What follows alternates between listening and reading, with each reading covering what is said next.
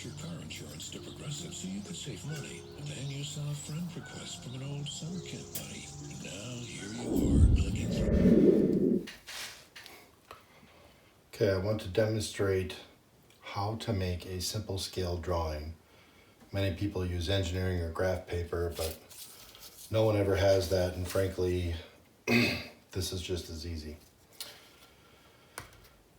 I will use these lines to set the width of my drawing. So I'm going to make a simple project. I'm going to make a table or a shelf, whatever you want to call it. It'll be 54 inches wide, 27 inches deep. The purpose of this is to establish cut numbers, i.e. what length I'm going to cut the wood. And then I want to determine a list of materials. How much wood do I need to buy? What type of screws, plywood, etc. This is a simple example to help you understand some of the drawings you'll see in other projects. If you make a plan and then work to that plan, you'll make a lot less mistakes. You'll have a better time doing it, and it'll be fun.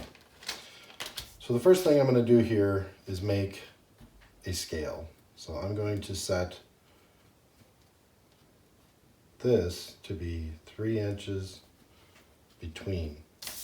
You can just take another piece of paper, fold it in half, and rather than having to figure out your scale, just write your scale out. This way you can't make a mistake. So I just put this line is 0 inches, this line is 3 inches, 6, 9, 12, etc. This one I did up to 60 inches. If you have a larger project, you can make the first line 6 inches, or 9 inches, or 12, or whatever you want. This works just as easy for metric system. Below, I wrote the feet. So 0 foot, 1, 2, 3, 4, and 5 feet. Sometimes you have a longer number, it just depends on how you want to do it.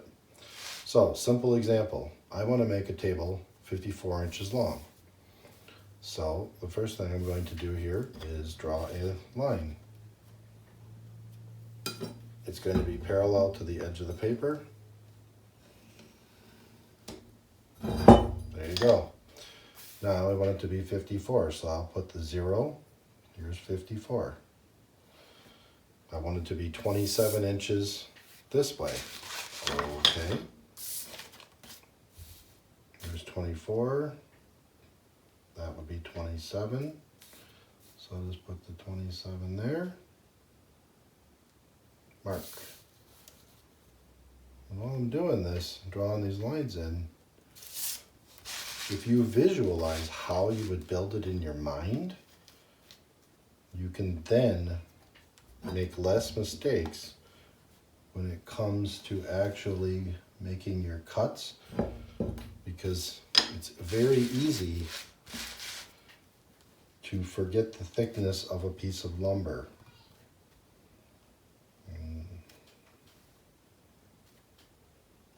This does not have to be perfect, it's just a thought exercise. Now, here's the outer edges of my wood. Now I'm looking straight down at a proverbial hypothetical table. So, the first thing I'm going to do is I'm going to have 2x4s oriented vertically for strength. So I know a real 2x4, the real dimensions are actually 1.5 by 3.5. So this is a 2x3, but same principle. 2x4 is 3.5 inches high, and this is actually correct, 1.5 inches wide. So it will be mounted like this. Therefore, all wood will need to be 1.5 inches wide in this diagram. Now the easy way to do that is you can split with your eye. There you go. 1.5 inches. There you go. It doesn't really matter how you run the wood. I tend to try to keep cuts the same. So the first thing I'm going to do is I'm going to draw 1.5 inches long pieces. There. There.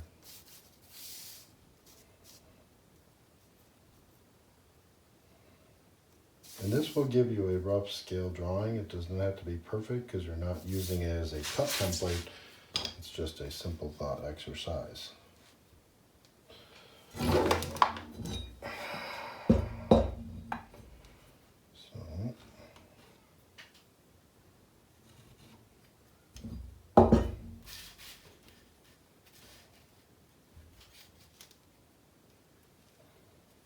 I find I get very good results with this simple lined approach, and I always have lined paper laying around.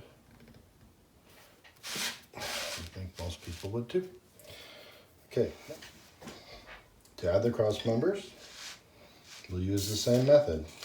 It's also going to be 1.5 inches wide, which you could measure it, or since I can just split the line here.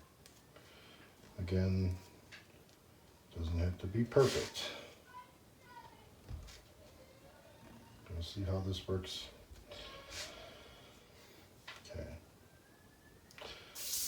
Okay, so I know my overall length is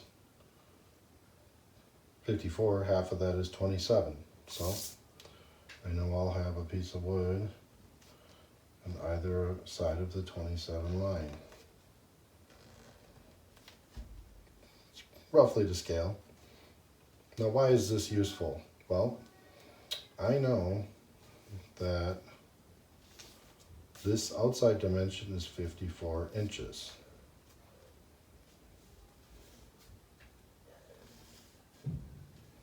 And I also know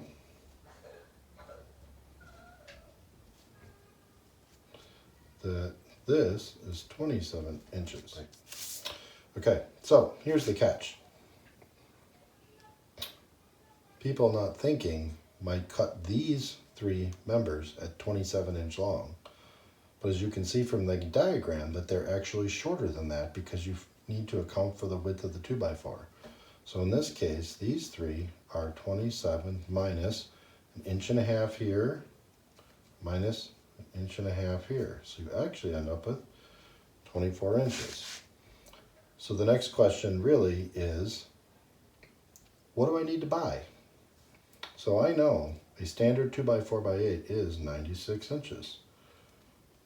If I subtract 54 from that, I get 42. So my first 2x4 will be 1 at 54 and 1 at 24. And if I minus 24 off that, I know that I'll have 18 inches of scrap. My second one will be 1 at 54 and 1 at 24. So my third one will just be 1 at 24. So I need 3 2x4x8s. So now let's figure out screws. So I know I need 2 screws, my choice, per connection. So we're going to have 2, 2, 2, 2, 2, 2. So I have 1, 2, 3, 4, 5, 6. 6 times 2 is 12. I need 12 screws. Since this is 1.5 inches thick, usually you want the screw to penetrate double whatever you're screwing through. So I want a 3-inch screw. So I need 12 screws at 3 inches long. That's all there is to it. 3 2x4s, 12 3-inch screws. And I know this is a simple example, but if you think about using a simple scale like this, you don't have to keep track of your scale. You just write whatever your scale is out. Now I'm working off inches the entire time. I'm not working off some conversion in my head that I can make a mistake on. It's written right here. You can use this method for anything large and small. The only difficulty you run into is when you have things that would run off the edge of the page, so you have to cut the scale, and then what happens is the other dimension gets real smushed. In that case, I usually just tape 2 pages together. You can take these Just get your lines lined up and tape them together. And now I can keep, if I wanted to make something to the same scale that was, I don't know, 15 feet long, I can go, 15 feet would just about fit on this. And I could still keep this dimension. So it would be, zoomed in enough. Now you can do this on computer programs. People use Visio or CAD or whatever. There's nothing wrong with that. It's the same thought exercise. So you should use what tool works for you. I find that the paper method works great because whenever I have an idea, I can literally do this with a pen and a lined piece of paper, which you can find anywhere. This is not special tools I have to remember. I can do this without electricity, wherever, whenever. Sketch an idea out. And usually I sketch it roughly by hand, and then once I have the thought process, I draw it to scale, and then use that to think out my cuts and the hardware required and all that kind of thing. Often for a case like this, where the third 2x4 is mostly wasted, I only use 24 of the 96-inch length. If this size wasn't critical, I could adjust it. I might shorten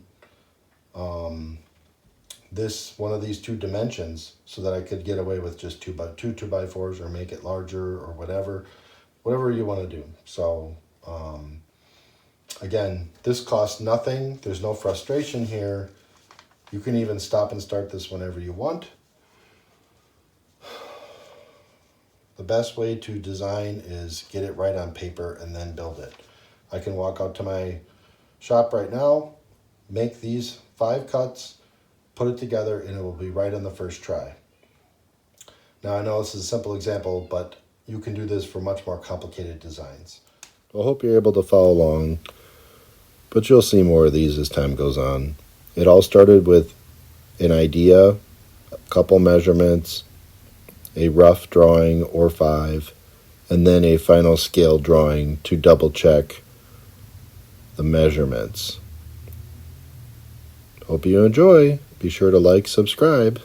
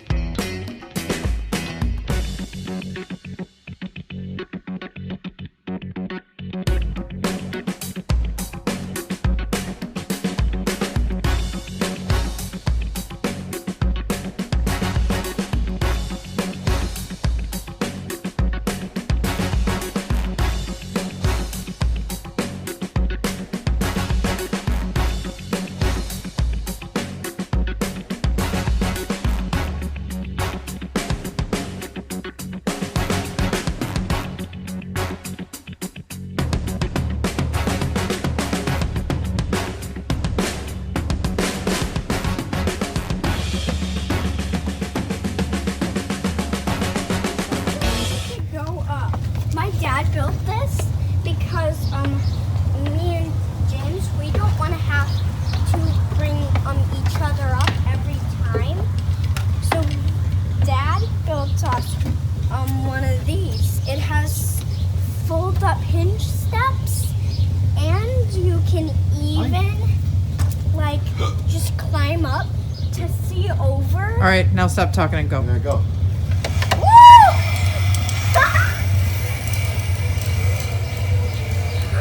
Hi.